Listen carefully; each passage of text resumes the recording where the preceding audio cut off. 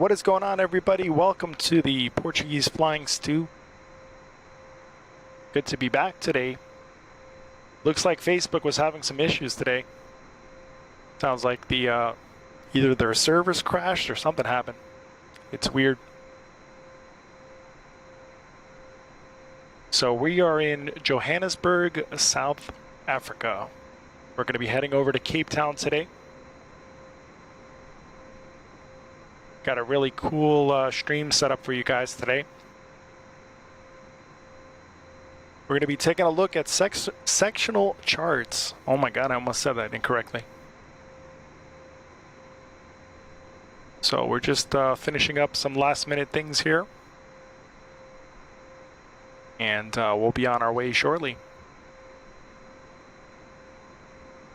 And welcome aboard.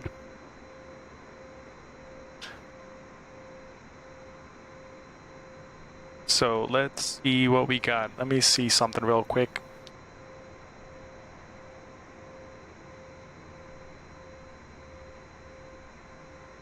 Just give me 1 second.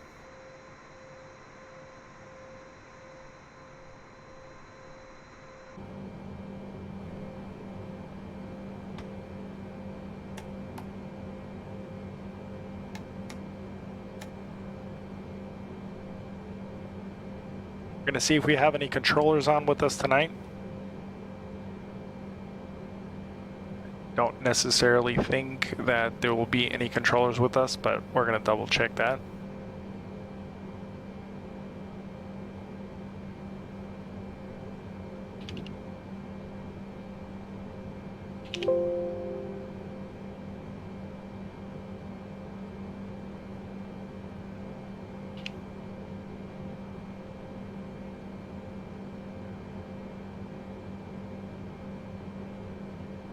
Boeing 787-10, it's B78X.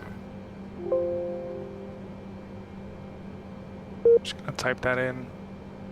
Maximum call sign length is 7 characters, okay. See what we got. I don't know how we're gonna put red nose 17 because we're in the Dreamliner and the Norwegian. So their call sign should be red nose. I don't know how I'm gonna plug that in, but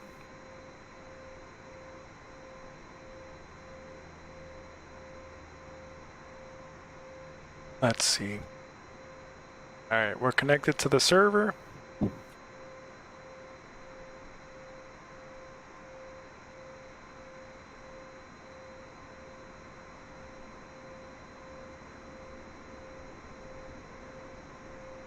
Go ahead and file our flight plan, and I don't see anybody on, so we're just gonna do our thing.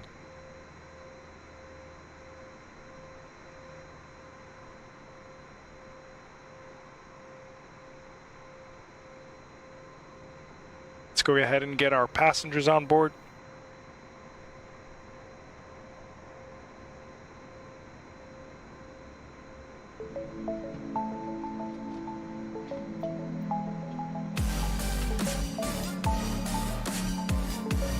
Brody, thank you so much for the like. Appreciate you. Welcome to the stream.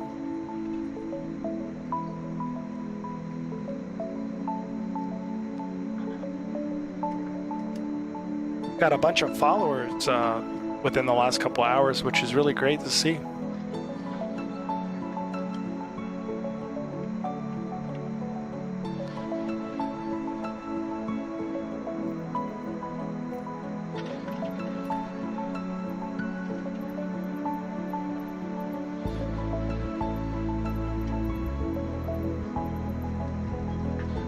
I guess no baggage service out here, so nobody's getting their bags today.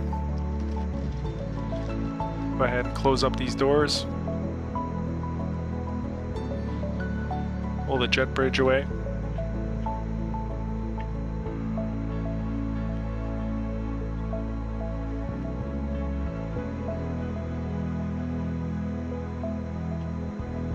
All right, we'll start our taxi momentarily.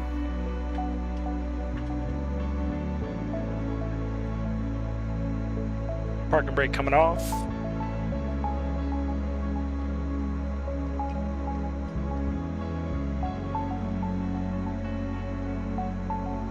Fun fact about the Dreamliner, it's full carbon fiber. Oh my god. Carbon fiber composite.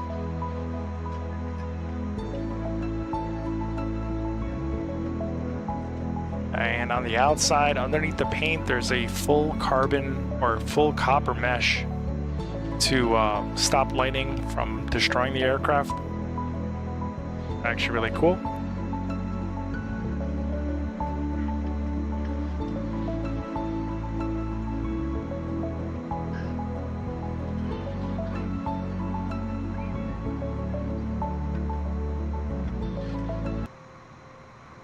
Go ahead and get our safety demonstration done.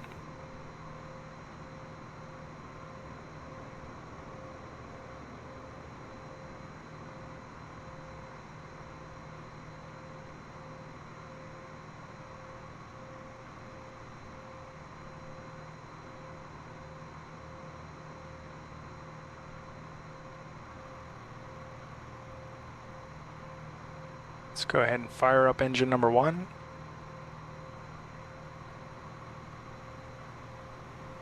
And engine number 2.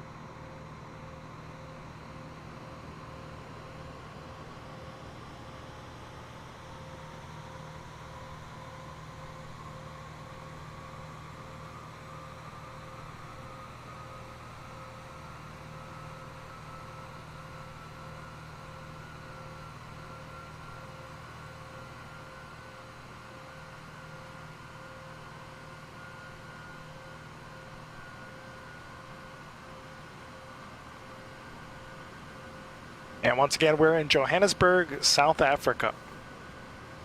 Johannesburg International.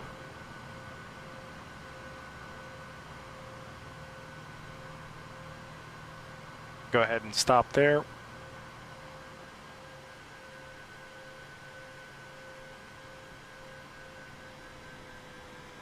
Engine number 2 is coming up. Go ahead and put the parking brake on before we fly away. And Julie, welcome to the stream.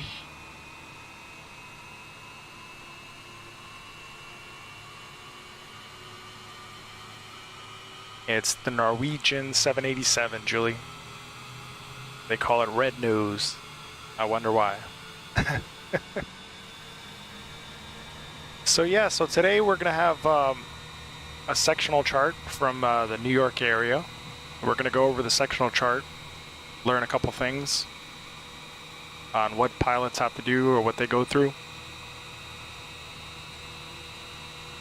It's pretty nice, right? I've actually never flown on them before, but the 787 is just a beautiful plane in general. So like I mentioned before, it's full carbon composite, so it can withstand being pressurized 100% of the way. What that means is on a typical like Airbus or 737, they're typically pressurized to 60 or 70% of what you would feel on the ground at elevations of 6,000 feet. And that's when you lose your sense of smell, or you start to lose your sense of smell and taste and all this other stuff, and your body starts to react differently. So when you're inside of a Dreamliner, it's pressurized 100%, so you'll feel the same as you would on the ground. That makes the Dreamliner unique. And then the aircraft on the outside, there's a it's made out of composite, fiberglass composite, but on the outer skin, it's copper mesh. Underneath the paint, of course, and underneath the primer. So planes are normally primed with like a green paint, so then they get their custom look after they get done painting. And underneath that primer, there's a composite copper mesh that helps with lightning. So if lightning actually hits the plane and it didn't have that copper mesh, it wouldn't evenly distribute, and therefore it would shatter, because lightning hitting fiberglass composite is going to shatter into a million pieces. So you'd actually have a disaster if the lightning were to hit this plane in the air. That's why they had to come up with a way to evenly distribute the lightning. I didn't know that. I've never been on a plane. Well, that's I've had some other people that have never been on planes before, but all right, so let's get going. We'll taxi out. Let's figure out where we're going. So we're gonna shoot straight out. So let's go over to this runway here. We'll start taxiing.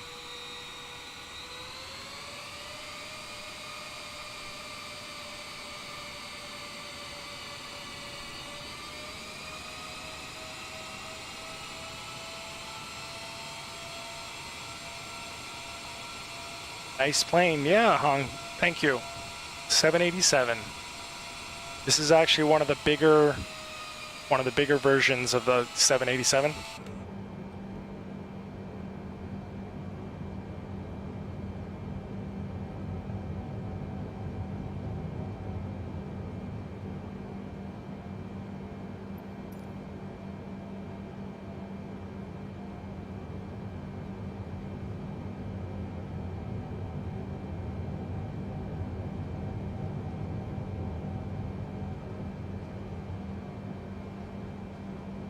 All right, let's make sure we find the right runway here.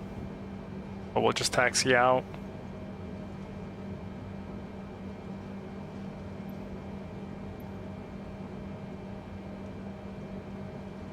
She has a hard time turning though. It's weird. It's not the plane, it's just the way it is in the simulator.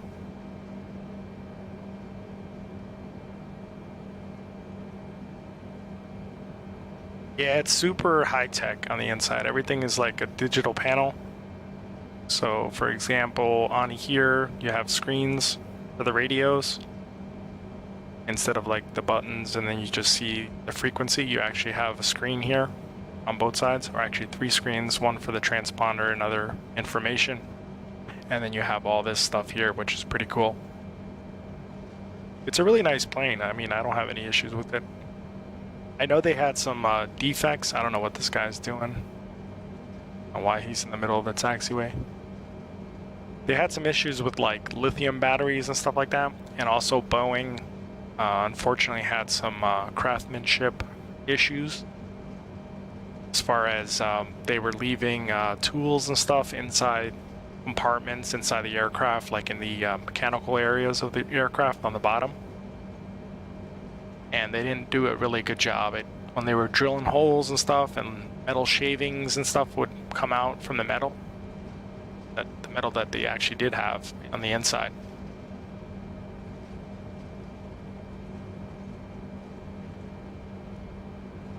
So they were worried that by leaving these tools and shavings and all this stuff, one day one of those shavings would rub up against a wire and then short circuit something. So they actually had to look into it a little deeper. And then also lithium batteries, they were having issues with them. They were catching fire.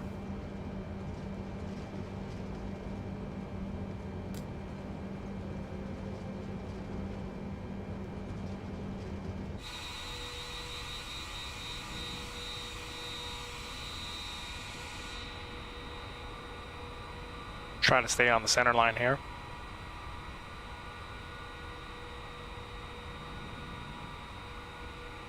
We're going to do the full length of the runway, so we'll go to the taxiway all the way at the end.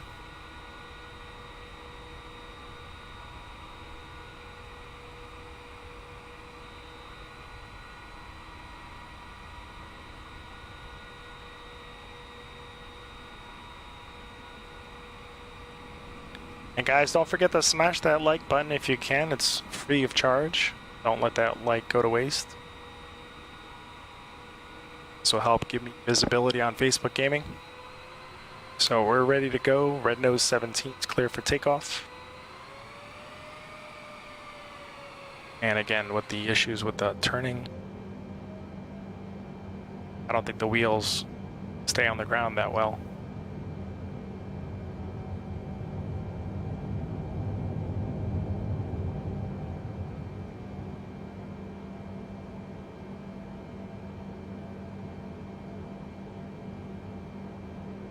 Our flaps are set, parking brake is good.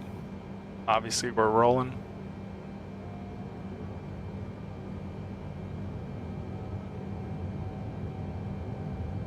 Yeah, they definitely got to fix this nose wheel.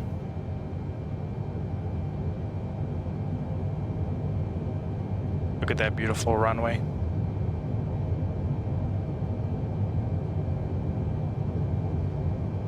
All right, here we go, guys.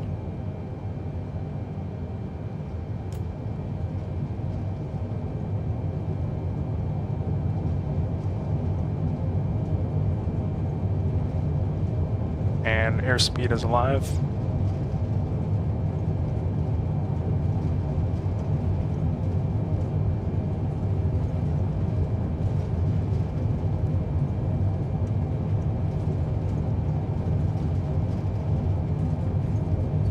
And V1, rotate. Nice little lift off there. V2, gear up.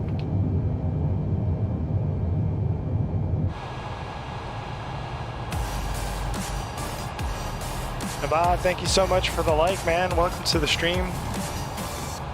Much appreciated. And there's Johannesburg, ladies and gents. Let's go ahead and bring our flaps up, pull our power back a tiny bit, and pitch down a tiny bit as well.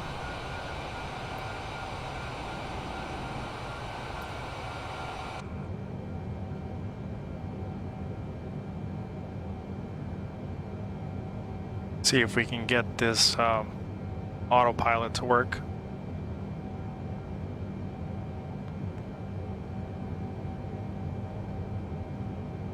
All right, hands off the throttle.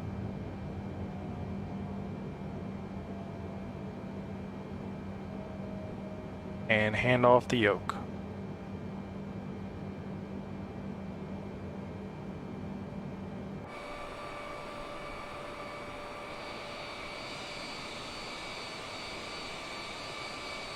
That's weird, she's not climbing anymore. Let's see what we got.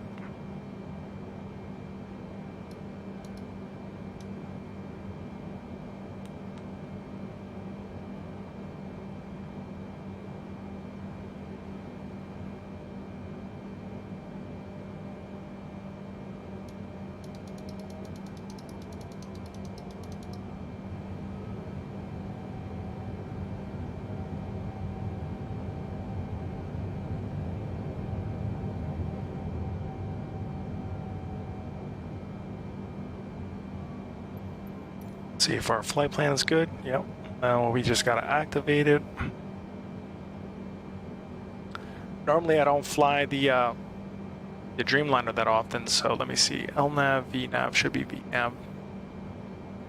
There we go. Or is it LNAV? Yeah, it's LNAV. Okay. We got that. And let's see what else we got. Flight director. And Watts, what's going on, man? Over on YouTube. And we're climbing. All right, cool. So let's just leave it there.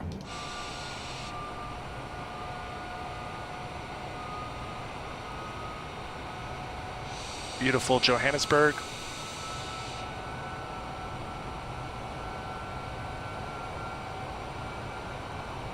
We'll climb up to 14,000 and stay there. Shouldn't be a long flight, probably like an hour, 15 minutes.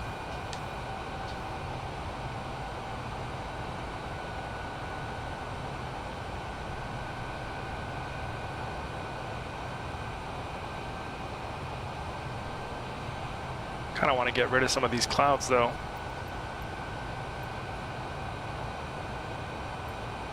Here we go. And we're lining up with our course here. It's going to take us all the way down to Cape Town. If you guys don't know about Cape Town, it's got one of the longest vineyards in the world, where a lot of the wines come from. It's also absolutely gorgeous. I am going to make a trip out there at some point in my life. But those vineyards stretch for miles. It's probably like one of the oldest and one of the longest vineyards. I know longest for sure. I don't know about oldest, but somebody had told me oldest. But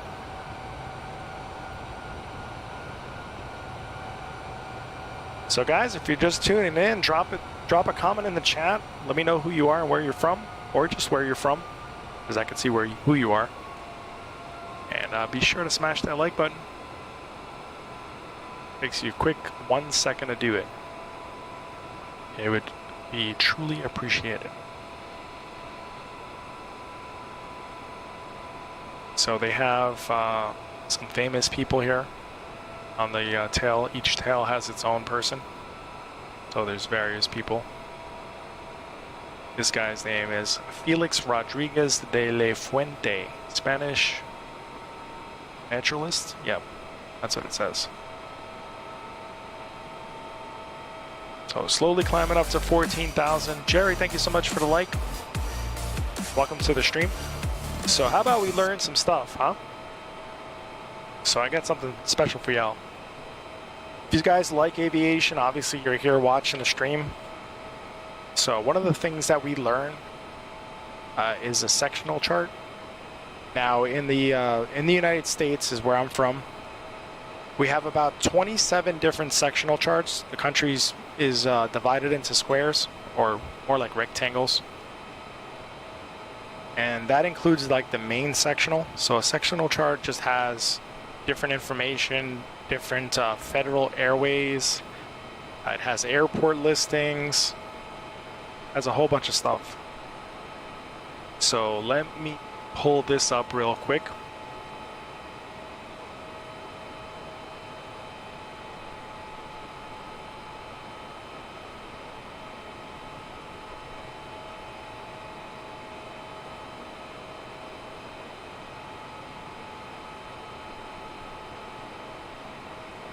See if I can pull it up.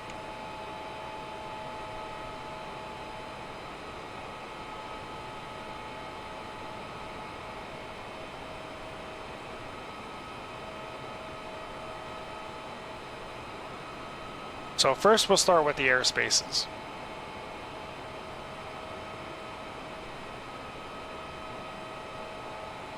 So this is your typical airspace, right? You have Class A, which is where most commercial airliners fly through, above 18,000 feet. You don't normally hear about Class A because, you know, it's not closer to the ground. So 18,000 feet or higher, up to 60,000 feet. And then you have a Class Bravo, which is your major airports and major commercial and busy airports. And then you have your Class C, which also could be an airport, a major commercial airport, not major, but like smaller scale. And you have Class D, Class G, and then the only one that you don't see on here is Class E. Well, actually it's right here, but there's no, Class C is pretty much everything else in between. So each airspace, you got to look at it, well, at least B, C, and D is, they really don't have any outer rings. And then Class C is everything else in between, so I gotta pull up the sectional so I can show y'all. But anyway, so upside down layered cake, that's what it looks like. So each outer ring, or each ring of a Class Bravo airspace represents a certain amount of feet that you could be at. So for example, on the outer ring, most outer ring on most Class Bravo, it's 1,200 feet AGL is the minimum. 700 feet on the next layer, and then as you move closer towards the center of the airport, it has obviously lower and lower altitudes. So you really can't be, you have to be below 1,200 feet. Now, every Class Bravo could be different. So for example, the one that's out by me, it's 3,000 feet you got to stay below on the outer ring. And then as you move closer in, then it goes to like 2,000 feet, and then lower and lower as you get in. And Brody says, I'm probably getting this game next on Xbox. I believe it's coming out in the summer of this year, 2021. Brody. So yeah, so Class C obviously he's got only 2 rings. And then I believe G only has 1 ring, and D also has 1 ring. And they're color coded differently on the map. So a sectional chart is something that we use. It's folded up into little sections. So like it's one big giant, like kind of like a road map, but it's like a road map for the sky. So when you open it up, you'll have one side facing north, and then on the opposite side, you'll have it facing south. So you can actually just turn it around if you want to go in the opposite direction.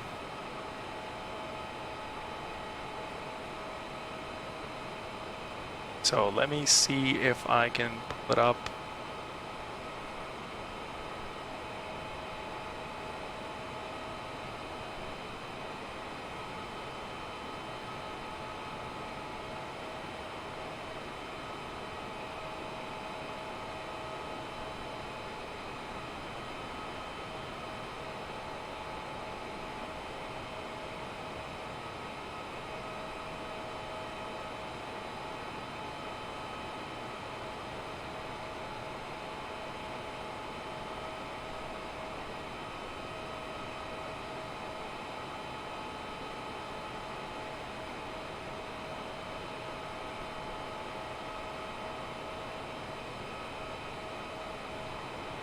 Of course, I have to set it up again. Give me 1 second. I have it up on the screen. I just want to be able to show y'all. Actually, you know what I'll do? I could do this. Hold on 1 second.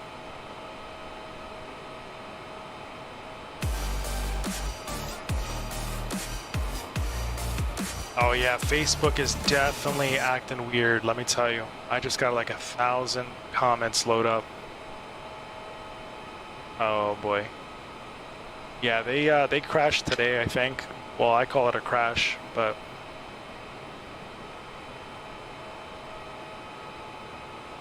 all right, so this is a sectional chart, as you can see here. Let me see if I can shrink the window a little bit.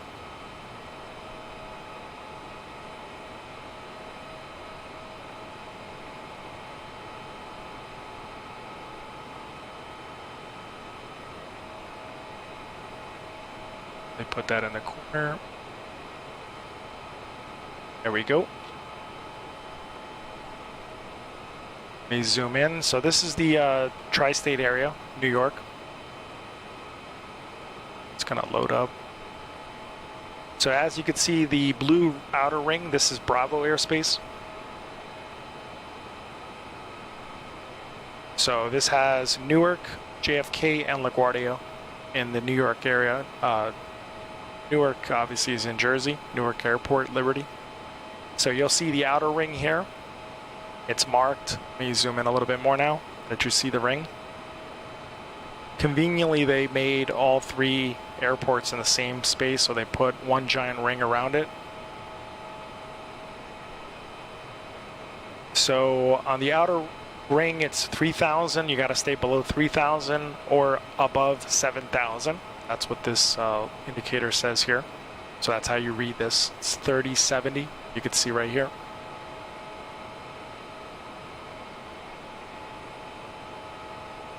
So then if you stay below 3,000, you really don't, you're not breaking Bravo airspace. It doesn't hurt to just let them know that you're there. But you don't have to, as long as you stay below 3,000, you don't have to tell them that you're there. And then you have this ring on the outside, says Mode C. This is actually hard to see. Let me see if I can blow this up.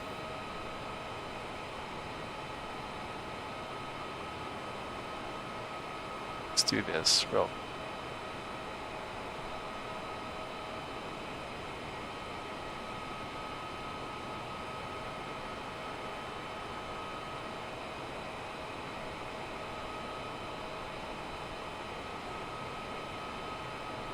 There we go.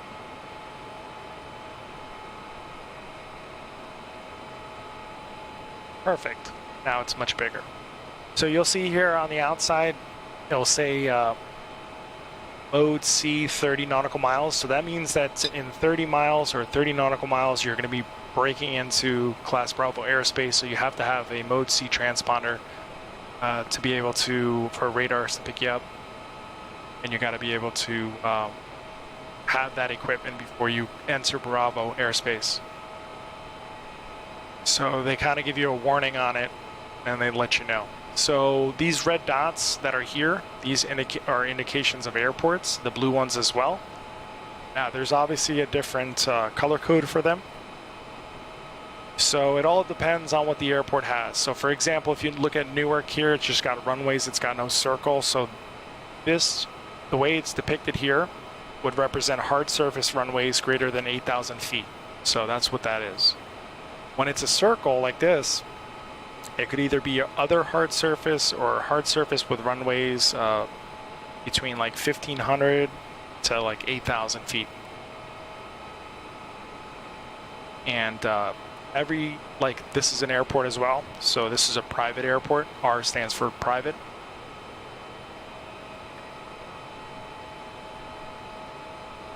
And let's see what else we got. So every symbol like represents something, obviously. So these are airways, the V214, 239, so that's the direction that airway heads in, and the direction is 239 degrees.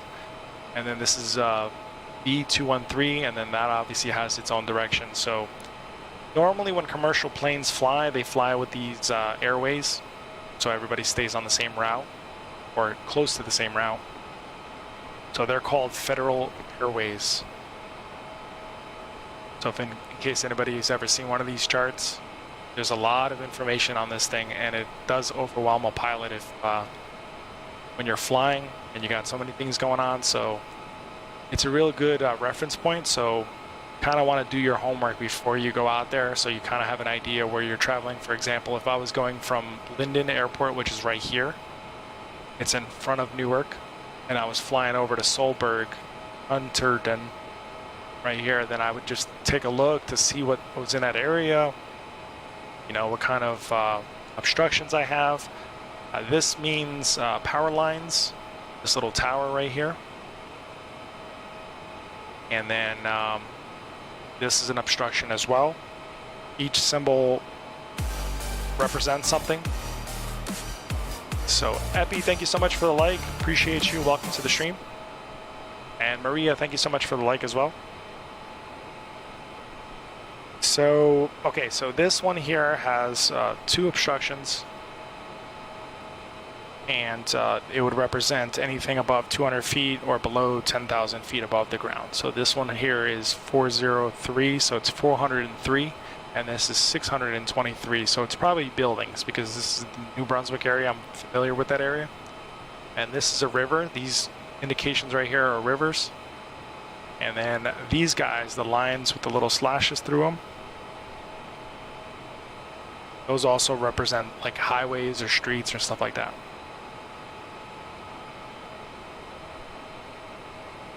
And what else we got? So, okay, so this ring right here, this is what they call a VOR, a VOR-DME. And that VOR for, let me see here, let me look. Typically the VOR symbol, it looks like this. It's like a little octagon with a box around it. So each one has a different meaning to it. For example, this one here is a VOR-DME. So VOR stands for VHF Omni Range. It's a radio aid for navigation. So pilots use these channels here. This would mean Broadway, obviously, is the name of the VOR. This one's VOR-DME because it has the box around it. And then this is Morse code. So if you hear the signal like beep, beep, beep, beep, beep, beep, beep, you hear this going off, then you'll be able to compare it to what's on the chart. And Steve said, flew my first autopilot flight last night. Thanks for all the great info. Oh, cool, Steve, thanks. And glad to see that you flew your first autopilot. What plane were you flying in?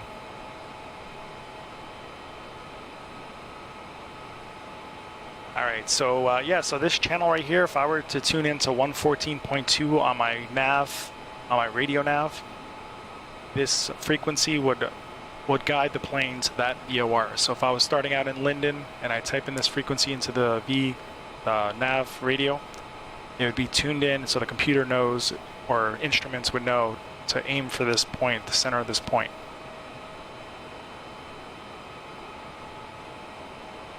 Let's see how we're doing here. We're just flying along. Move it along nicely. We're going nice and slow because I'm trying to stretch out an hour, because I know it's an hour and 15 minutes. There's a lot of information on this sectional chart. I don't want to get overwhelmed, and the next thing you know, we're there. So we can go ahead and bring it on the inside.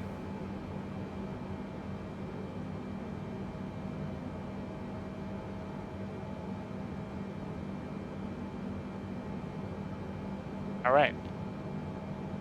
So let's see what else we got. There's lakes depicted on this as well. You can see lakes, you can see city. The yellow represents like major cities or heavily populated areas. So you can see all the yellow here on the outside. These are a lot of people in this area. And then you have little people on these. And then also the map, when you zoom out,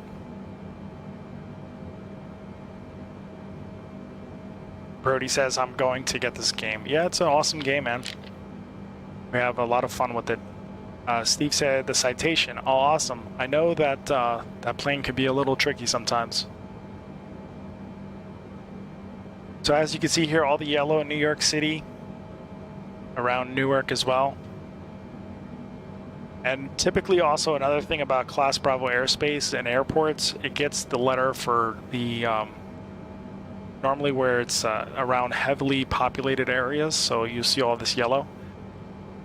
So, and you know that, yeah, so Class Bravo airspace have tighter restrictions when you're flying into those areas, so. And also another thing, if you see the color on the map, the color also represents feet as far as sea level elevation.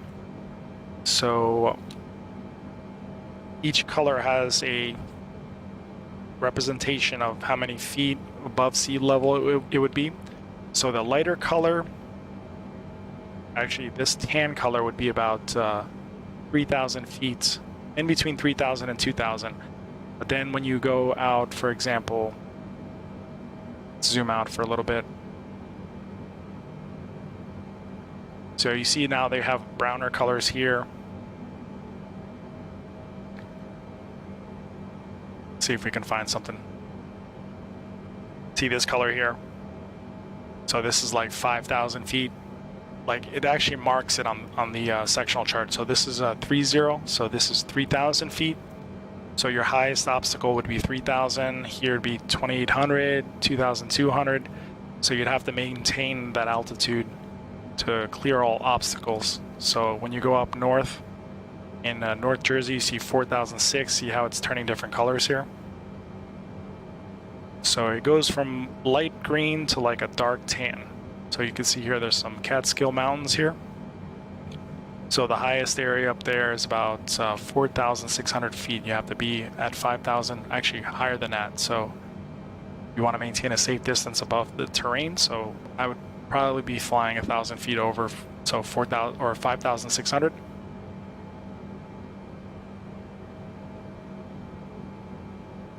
And then you have other airports, like this is Allentown here.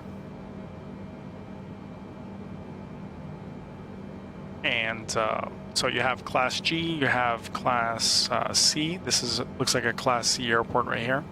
So you see 2 rings. Here you have 1, 2, 3 rings. Technically 4 rings, but and then here you only have 2 rings. And their elevation, or the highest obstacle there, is 2,400 feet. And then the most outer ring of this airspace, you have to be below 2,200 feet. Obviously that's in this area here. And the highest you can be is 4,400 feet. So I know this map looks crazy. It's not like your typical road map. So imagine flying a plane and looking out for traffic, and then all of a sudden you get lost and you pull out the map and you're like, okay, let's see how we can figure this out.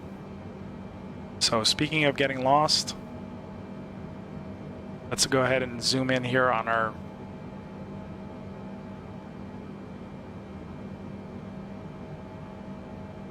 Hey Justin, no worries man, no worries. We just started not too long ago. So this VOR here, there's like a dial, radio dial around it. So this 0 is pointing to north. or what they say true north, and then you have magnetic, but it's pointing towards true north.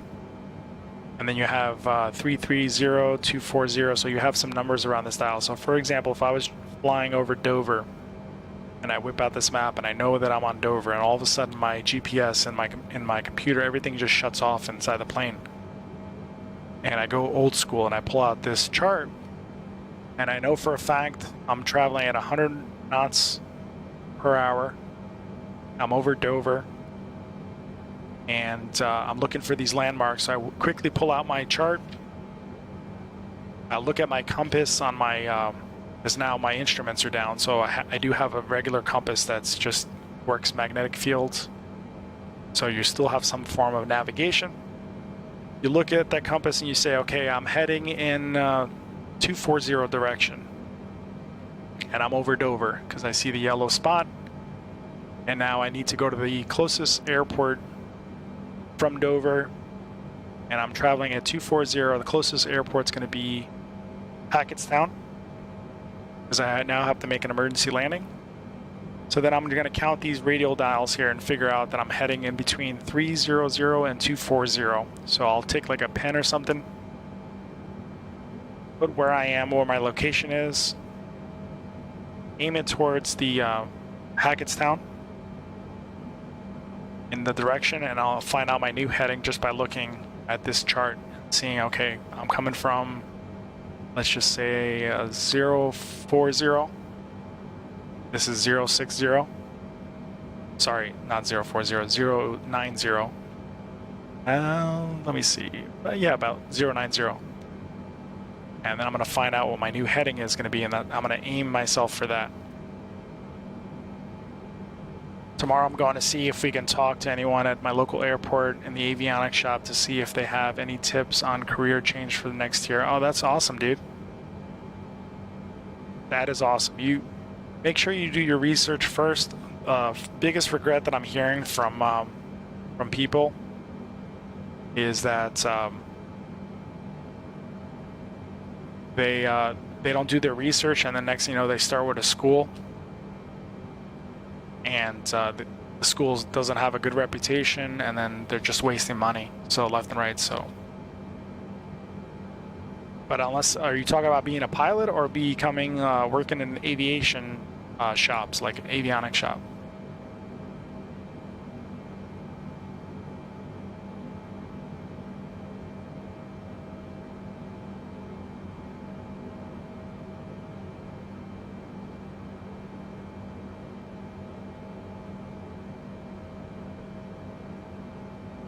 Oh, cool, cool, cool. That's awesome, man.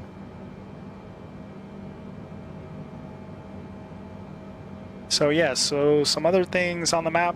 Let's see. This obviously says stadium.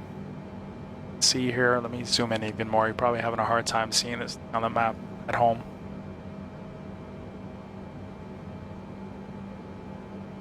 Like, for example, this says stadium here, has a diamond. They represent magenta diamond is for stadiums. That right there is Giant Stadium in East Rutherford.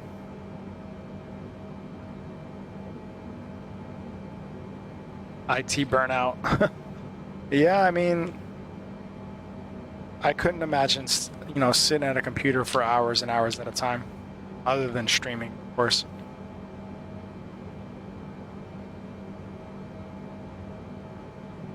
All right, so let's take a look at airport information, right? So we got this here, right? It says Newark Liberty International. The airport name gives you the ICA code, which is EWR. CT means it's a control tower, and then the frequency right next to it. So a pilot can look at this and immediately get the frequency for the tower right off the chart. ATIS information is where you get your weather information. They have, looks like they have 2 channels. They have ATIS, and they also have what's called the ASOS or AWOS.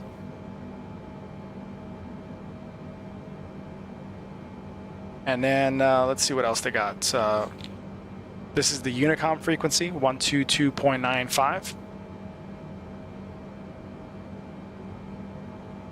So right now, it doesn't say whether they have what pattern they have. So it could be a right pattern, left pattern. So normally when it's not listed, typically you would do a right pattern at Newark, never a left pattern when it's not listed.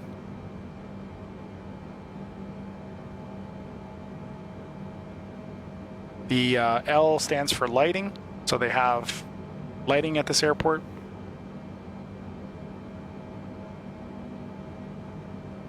And then also they have the longest runway. It'll tell you how many feet the longest runway would be.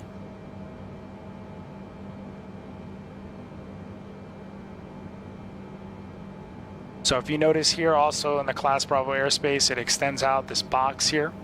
If anybody can guess why, it's because the runways are lined up with this box. So most of the traffic that comes into land, they want to make sure nobody's trying to cut corners here and sneak through here. So they want to make sure you have enough space for the aircraft that are landing. And again, this is 7,000 feet or 3,000 feet, so you either got to be above 7,000 or below 3,000 to pass through this section.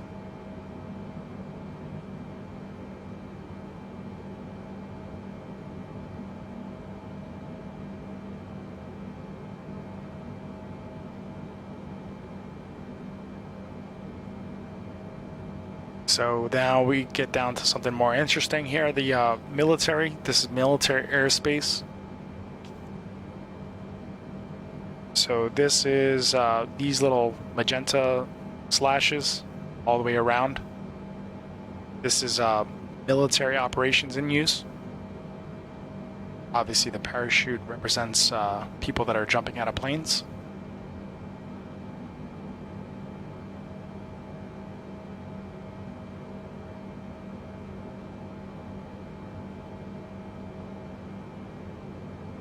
And then we have isogonic lines, which are also displayed here. You have one that cuts through New York.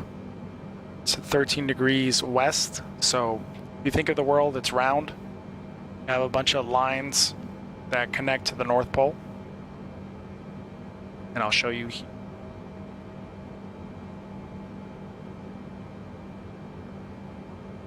So that's what it looks like. So somehow, some way, they're all connecting towards one point. And then we have one here that connects, like splits right between the side of Jersey and New York. And it's called variation.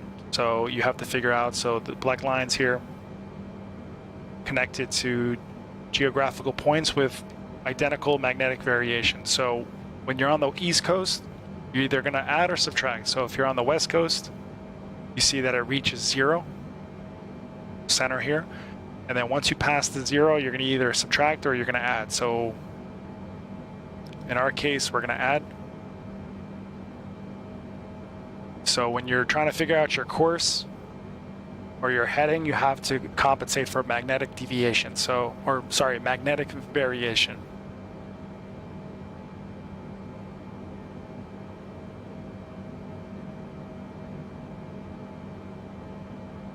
All right, that's it. I mean, that's enough information for now because you can keep going. There's so much stuff on this map.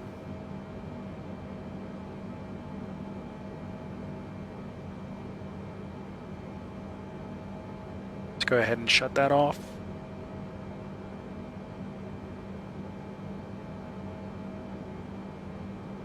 See where we're at on our map here.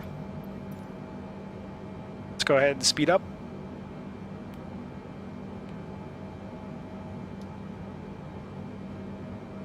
Ooh, I accidentally hit the heading button.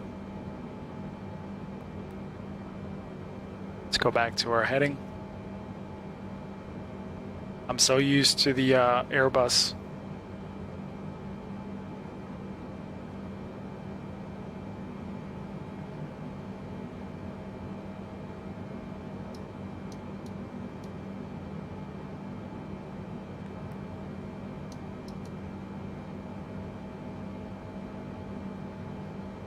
Justin says, I always wanted to halo jump. Yeah, I'm good on the ground.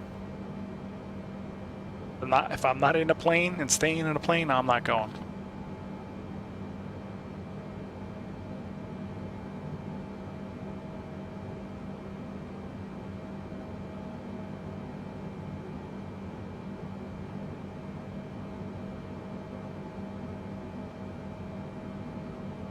It's gonna be a short stream tonight. Probably go for like an hour and a half, maybe.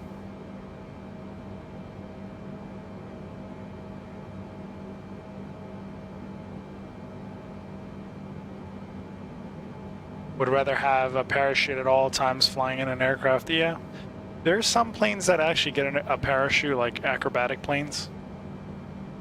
And crop dusters, those guys wear chutes as well. Because of the center of gravity can shift at any moment. Next thing you know, you stall and you come crashing down to the ground.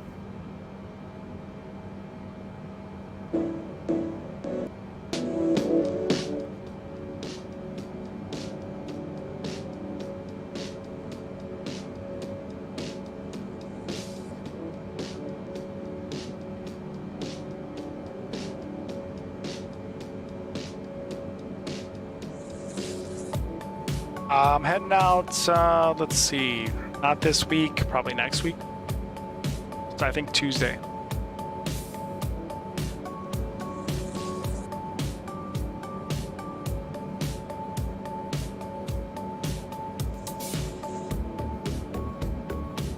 And guys, thank you so much for sharing the stream. I truly appreciate that.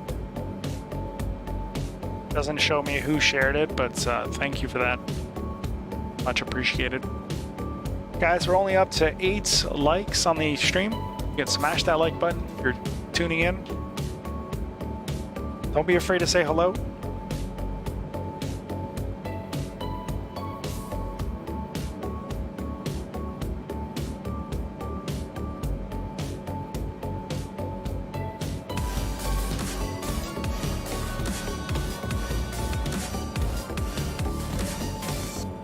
Justin, thank you so much for the like, man. Appreciate it.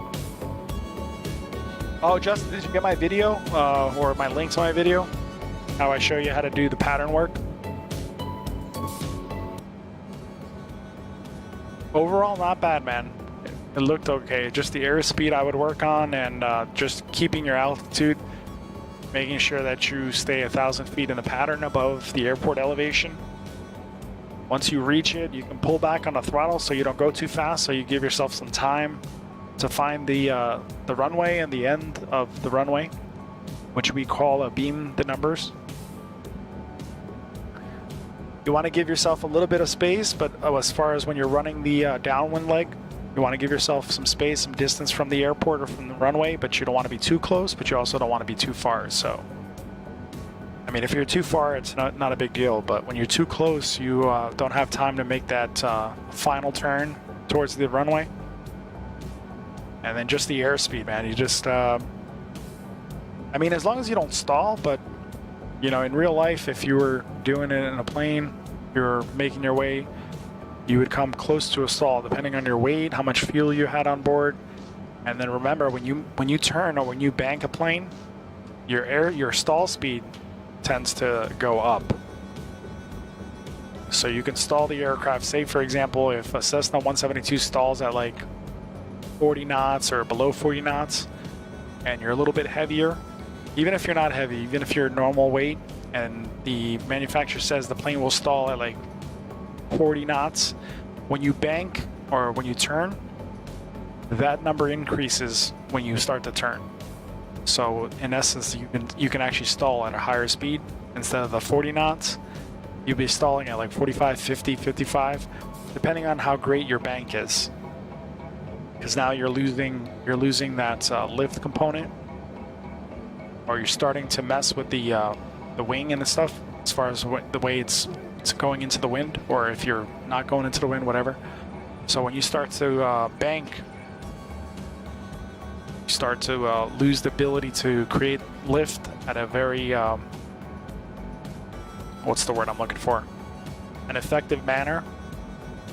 So when you start to bank, you'll start to lose airspeed as well. If you ever notice, just fly normal straight and then keep the throttle in a certain spot, and then once you and keep it straight and level, when you start to bank, you'll see your speed will start to decrease.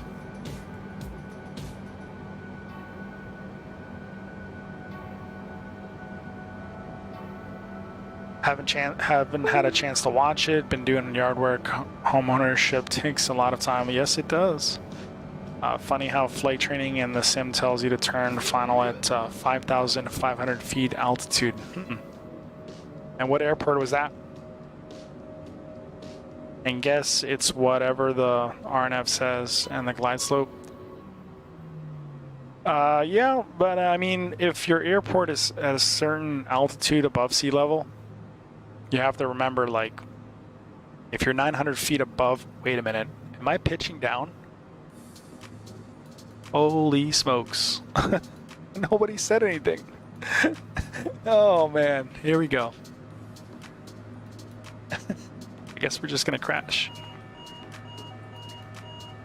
All right, well, guess what, guys? USBs are disconnected, and now I have, actually one is connected.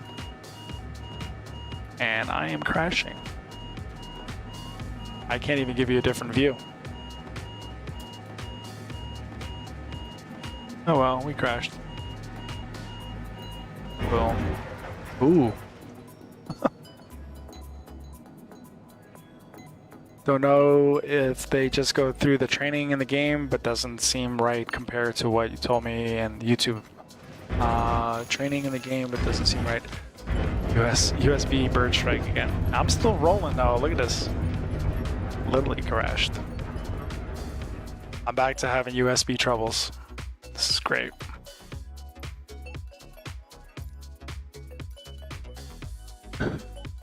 And now all my devices. I heard a disconnect. I was just ignoring it. And now I ran into an issue. 1, 2, 3, 4, 5, 6, 7, 8, 9. 9 devices connected. I need that one.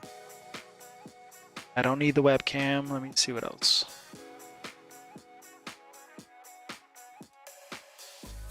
Wow, this is really, really annoying.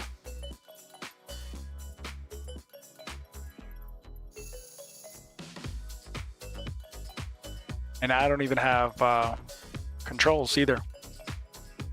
Now my USBs are not connected.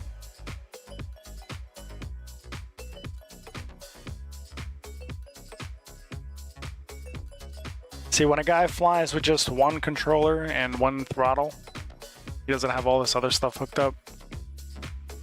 Thank God my microphone is not USB. Yeah, I don't have any errors on my USB controllers. This is really annoying, to be honest.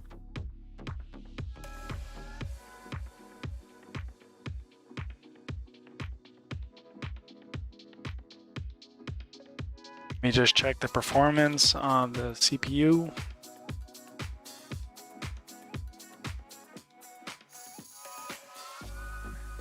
I blame your AMD Ryzen 54 and your external USB strip. No, I don't think it's the strip. I just think it's the motherboard again. I am also running pretty hot. I need to turn down my clock speed. I slightly overclocked it, and right now I'm like 75 degrees temperature-wise. That's pretty hot, and I don't have the heat on either in the house, so I'm never going to figure out this USB issue.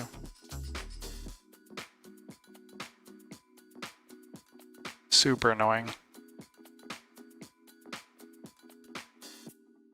I couldn't even complete a flight.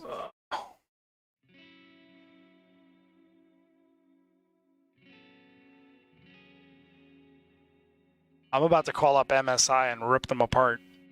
I say, how do you guys create a motherboard with these issues with USBs dropping? Nobody else is experiencing this issue. See how much heat's coming from the computer. Yeah, there's not that much heat coming out.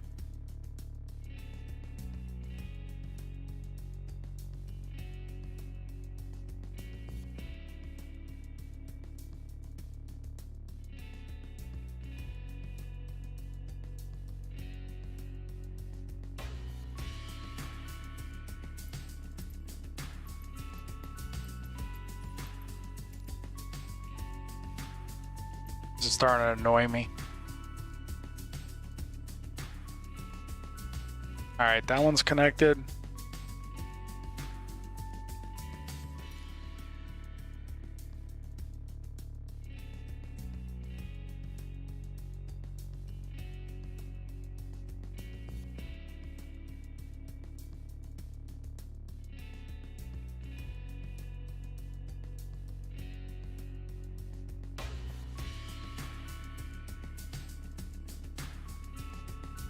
swap your motherboard with a Sronk 557. Yeah, I don't think I want to do that right now. I literally just spent like $2,700 on this PC. I am gonna reach out to MSI probably tomorrow and just say this is the issue I'm having, and then let them tell me what they experience and what people are telling them, and then after they admit it, I'm just gonna rip them apart. I swear.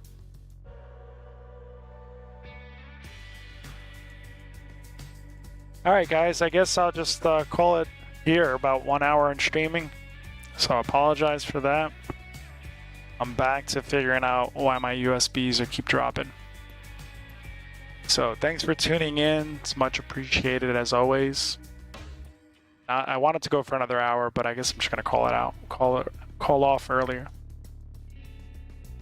So thanks so much for tuning in, Justin. Good to see you. Everybody else that came out, appreciate you. And Justin, I'll talk to you offline if you want. But yeah, I know.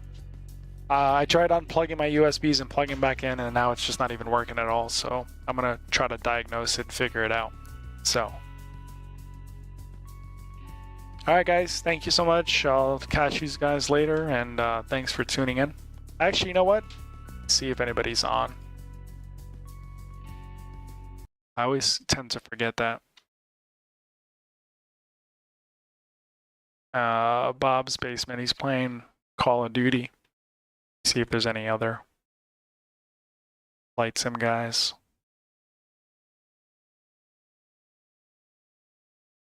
Raven Gaming. All right, we'll just raid Raven Gaming then. Hashtag Flying Stew in the comments if you go over. And I'll catch you guys on the flip side. Should see a message popping up to join his stream. We'll go ahead and end it there. Thank you so much. I'll talk to you